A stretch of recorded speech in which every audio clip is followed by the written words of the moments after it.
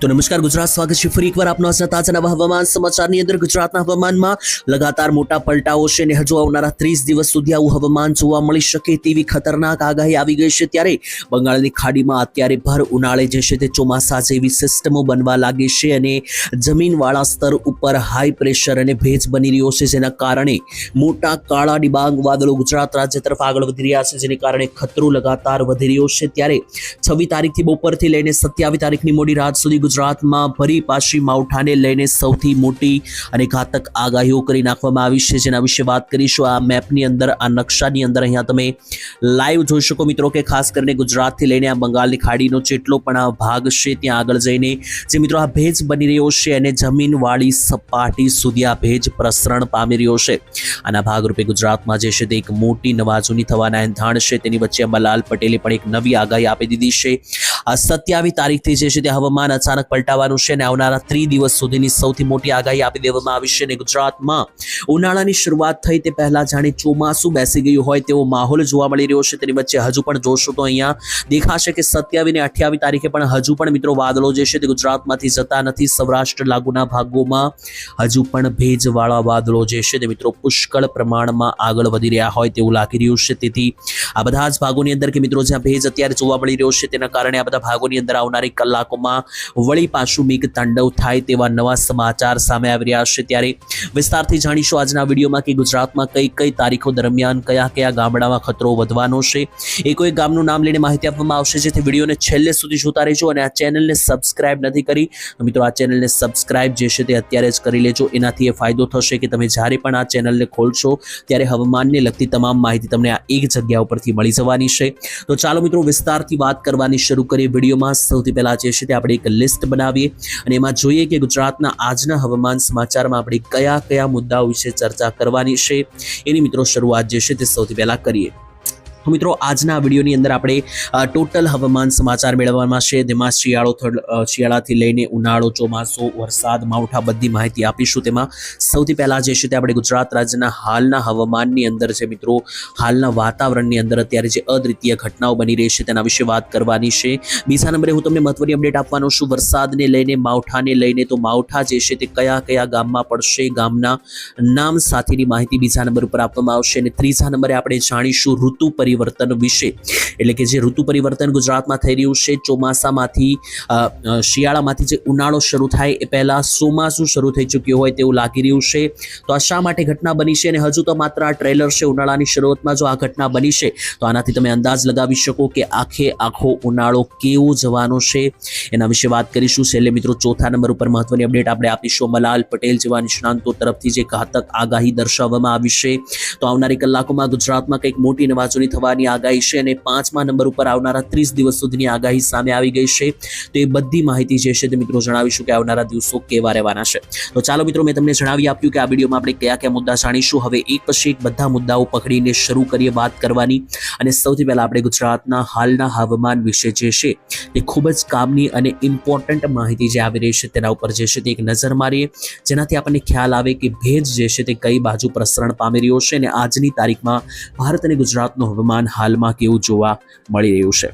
તો મિત્રો અહીંયા તમે નકશાને આધારે સમજી શકો કે ગુજરાત રાજ્ય પરથી જે છે તે એક ભેજનું પ્રસરણ લગાતાર વધી રહ્યું છે અને ભેજનું પ્રસરણ કયા લેવલે થઈ રહ્યું છે અને ખાસ તો કયા કયા ભાગો ઉપરથી મિત્રો એ પ્રસરણ જે છે તે આગળ વધી રહ્યું છે તેના વિશે વિસ્તારથી સમજીએ। તો મિત્રો અહીંયા તમે લાઈવ જોઈ શકો મિત્રો, આ મેપની અંદર અહીંયા વિન્ડીના માધ્યમથી અમે તમને સમજાવીએ તો મિત્રો જોઈ લો, આ ગુજરાત અને ભારતનો મેપ છે અને અહીંયા તમે જોશો તો ભેજવાળું વાતાવરણ અને વાદળીય એક્ટિવિટીઓ જે છે તે વધારે થઈ રહી છે। ખાસ તો ગુજરાતથી લઈને આ બંગાળની ખાડીનો જે આ એરિયા બને છે, મધ્ય ભારતનો જે આ એરિયા બને છે, આ એરિયા ઉપર મિત્રો જે છે તે બંગાળની ખાડીમાં અહીંયા મુખ્ય સિસ્ટમ બની હતી અને જે સિસ્ટમ બંગાળની ખાડીમાં બની હતી એ લગાતાર આ રીતની આગળ વધી રહી છે અને જે આખા ભારતની અંદર પ્રસરણ પામી રહી છે અને એમાંથી મિત્રો ગુજરાત સુધી એક પણ સિસ્ટમ પહોંચી નથી, માત્ર વાદળો જ પહોંચ્યા છે। એ સારું છે ગુજરાત માટે, કારણ કે જો મિત્રો વાદળ પહોંચ્યા છે છતાં પણ ગુજરાતમાં માવઠા આટલા ખતરનાક પડી રહ્યા છે તો વિચારો કે આખી સિસ્ટમ જો આવી હોત તો ગુજરાત ઉપર ભર શિયાળે ભર ઉનાળે જે છે તે ચોમાસું જામ્યું હોત। મિત્રો મહારાષ્ટ્ર સુધી આ સિસ્ટમ પહોંચી ગઈ હતી, જેથી છેલ્લા 48 કલાકમાં મહારાષ્ટ્રની અંદર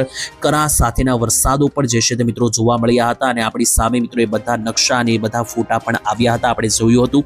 બાકી મિત્રો જોઈએ તો હવે આવનારા દિવસોમાં શું થવાનું છે. તો મિત્રો 27 તારીખથી વળી પાછી હવામાન પલટવાની એક નવી આગાહી આવી છે, તેના વિશે હું તમને અહીંયા સમજાવું. તો મિત્રો જોઈ લો શું આગાહી છે આવનારા મહિનાને લઈને. એટલે કે ખતરો હજુ ટળ્યો નથી. 21 થી 25 તારીખ તો ગુજરાતમાં ભારે માવઠા પડ્યા, પરંતુ હજુ પણ માર્ચ મહિનામાં આવનારા વેસ્ટર્ન ડિસ્ટર્બન્સની અસર જે છે તે ગુજરાતમાં પડશે. એટલે કે આવનારો જે ત્રીજો મહિનો છે, જે માર્ચ મહિનો છે, એ પણ ગુજરાત માટે ખતરાથી ખાલી રહેવાનો નથી. માર્ચ મહિનાની અંદર પણ સિસ્ટમ બનશે 27 તારીખથી. એટલે કે અત્યારથી જે સિસ્ટમ બનવાની શરૂઆત થઈ જશે. 27 ફેબ્રુઆરીથી એક નવું વેસ્ટર્ન ડિસ્ટર્બન્સ આવશે, જેના કારણે ફરી એકવાર ગુજરાતના હવામાનમાં પલટો જોવા મળશે તેવી આગાહી અંબાલાલે કરી છે. એટલે કે હજુ તો એક વેસ્ટર્ન ડિસ્ટર્બન્સ ગયું પણ નથી, ત્યાં જ બીજું વેસ્ટર્ન ડિસ્ટર્બન્સ તૈયાર થઈ ચૂક્યું છે ગુજરાત રાજ્ય પર જે છે તે પ્રસરણ પામવા માટે. તેને લઈને જોઈ લો તો માર્ચ મહિનામાં પણ મિત્રો ઉપરી જે છે તે વેસ્ટર્ન ડિસ્ટર્બન્સ આવવાની શક્યતા હોવાથી તેની અસર ગુજરાત ઉપર થશે. આ પલટો ખેડૂતો માટે ચિંતાનું કારણ બની ગયું છે. અરવલ્લી જિલ્લાઓમાં હાલત અત્યારથી ગંભીર બની ગઈ છે અને રવિ સિઝન ઘઉં, ચણા, બટાકાનું મિત્રો મબલક વાવેતર કરાયું હતું, જેમાંથી બટાકા તો સમયસર લણી લેવાયા, પરંતુ ઘઉં અને ચણા ઉપર માઠું નુકસાન જાય તેવી ભીતિ સેવાઈ રહી છે. અને અત્યારે મોટી વાત એ છે કે એક સિસ્ટમ ગઈ છે, ત્યાં બીજા નંબર પર એક નવું વેસ્ટર્ન ડિસ્ટર્બન્સ 27 ફેબ્રુઆરીથી વળી પાછું આવશે. એ મુખ્ય કારણ છે કે આવનારા સમય માટે ખેડૂતોને ચિંતાનો માહોલ જે છે તે બન્યો છે. અને આટલું જ નહીં મિત્રો, જુદા જુદા હવામાન નિષ્ણાતો જુદી જુદી આગાહી કરી રહ્યા છે. તેની આધારે વાત કરીએ તો મિત્રો એવી પણ અહેવાલો અનુસાર માહિતી સામે આવી છે કે ઉનાળો જેટલો પણ ચાલશે આ વર્ષે, ઉનાળા દરમિયાન જે છે તે લગાતાર માવઠા જે છે તે મિત્રો શરૂ રહેવાની આગાહી છે. એટલે કે જેટલો પણ ઉનાળો ચાલશે, એક બાજુ તડકા પડશે તો બીજી બાજુ માવઠા પણ શરૂ રહેશે. આ મહિનામાં ટોટલ ગણતરી કરીએ તો પહેલું માવઠું 1 થી 5 તારીખની વચ્ચે આવ્યું હતું, બીજી માવઠું 15 તારીખ આસપાસ ગુજરાતમાં જોવા મળ્યું હતું, અને અત્યારે 21 થી 25 તારીખની વચ્ચે ભારે માવઠું આવ્યું છેલ્લા 5 દિવસમાં, અને હજુ 27 તારીખથી નવી સિસ્ટમ બની રહી છે. તો આમ જોવા જઈએ તો એક સાથે 4 માવઠાની સિસ્ટમ ગુજરાત ઉપર આ મહિને આવી છે, અને આ મહિનો કોઈ ચોમાસાનો નથી. આ રીતની સિસ્ટમો ચોમાસામાં આવતી હોય છે 4-4, 5-5, અને હજુ પણ ત્રીજો મહિનો એટલે કે આના પછીનો જે માર્ચ મહિનો છે એમાં પણ લગાતાર માવઠાની સિસ્ટમો સક્રિય રહેશે તેવી પણ આગાહી જે છે તે અત્યારથી આગોતરું એંધાણ આપી દેવામાં આવ્યું છે.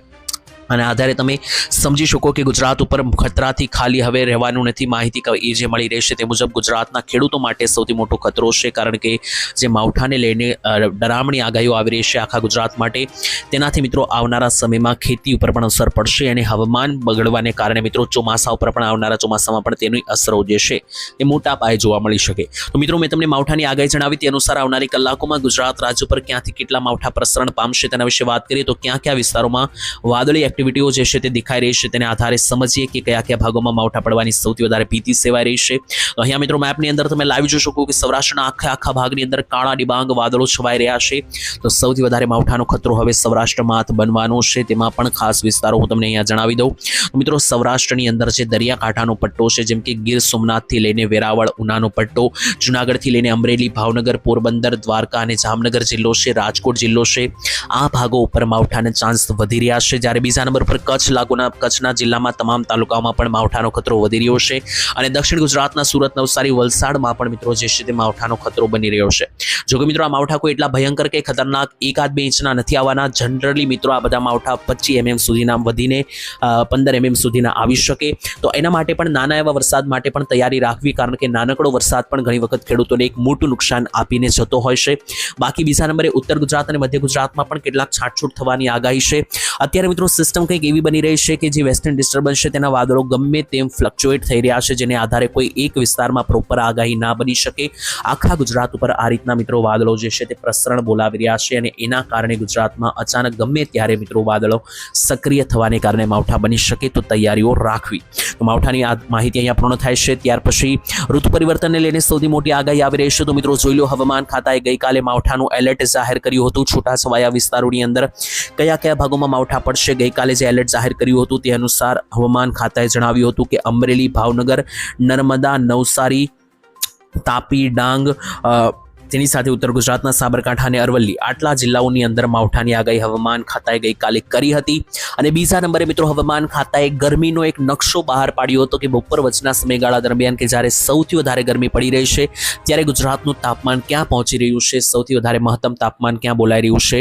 તો મિત્રો જોઈ લો તો 26-27 તારીખે ભારે ગરમ મિત્રો માહોલ જોવા મળી રહ્યો છે. તેની વચ્ચે તાપમાન વિશે વાત કરીએ તો સૌથી વધારે તાપમાન ગરમાયું છે મધ્ય ગુજરાતમાં, જ્યાં અમદાવાદ, ગાંધીનગર અને આણંદ બાજુ 36 થી 37 ડિગ્રીનું તાપમાન નોંધાયું છે.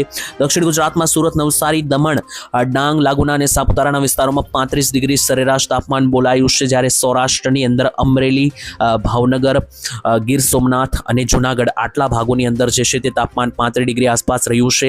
ઉત્તરીય સૌરાષ્ટ્રમાં દ્વારકામાં માત્ર 25 ડિગ્રી તાપમાન રહ્યું છે. તેની સાથે મોરબી અને જામનગરમાં 35 ડિગ્રી, રાજકોટ અને બોટાદની અંદર 36 ડિગ્રી તાપમાન રહ્યું છે. ઉત્તર ગુજરાતના મહેસાણા, બનાસકાંઠા, પાટણ, સાબરકાંઠાની અંદર 35 ડિગ્રી તાપમાન રહ્યું છે અને ઉત્તરીય સૌરાષ્ટ્રની સાથે સાથે કચ્છમાં 36 ડિગ્રી સરેરાશ તાપમાન નોંધાયું છે.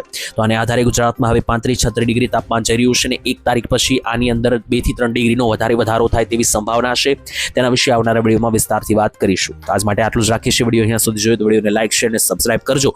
કયા ગામથી આ વિડીયો જોયો કોમેન્ટમાં લખી દેજો. વળી પાછા મળીશું આવતીકાલે એક નવા હવામાન સમાચારની અંદર. ત્યાં સુધી રજા આપશો. ધન્યવાદ. જય માતાજી, જય દ્વારકાધીશ.